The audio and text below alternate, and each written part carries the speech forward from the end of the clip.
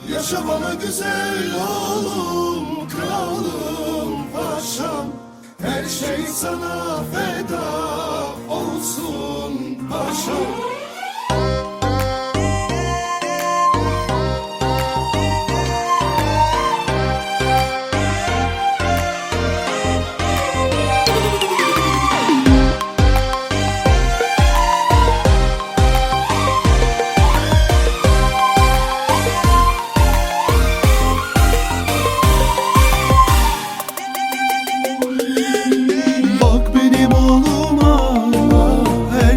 Yakışır ona, anam baban çalışır, her şey helal sana.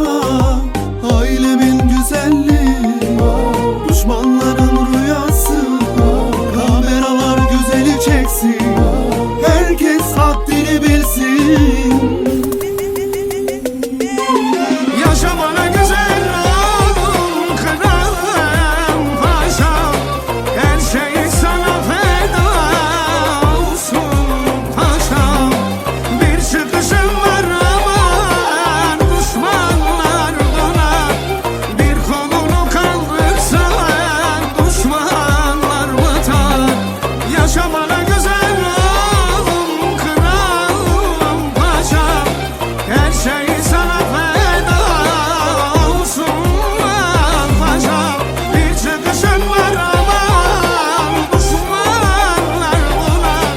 Bir kolunu kaldırsan düşmanlar batar.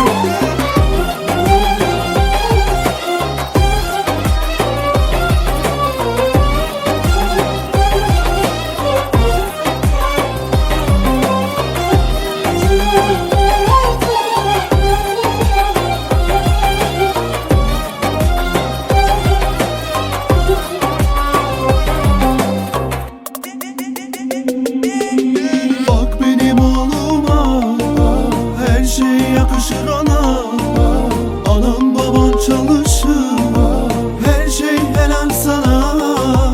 Ailemin güzelliği, düşmanların rüyası, kameralar güzeli çeksin, herkes haddini bilsin. Yaşa bana güzel oğlum, kralım, paşam. Her şey sana feda olsun paşam.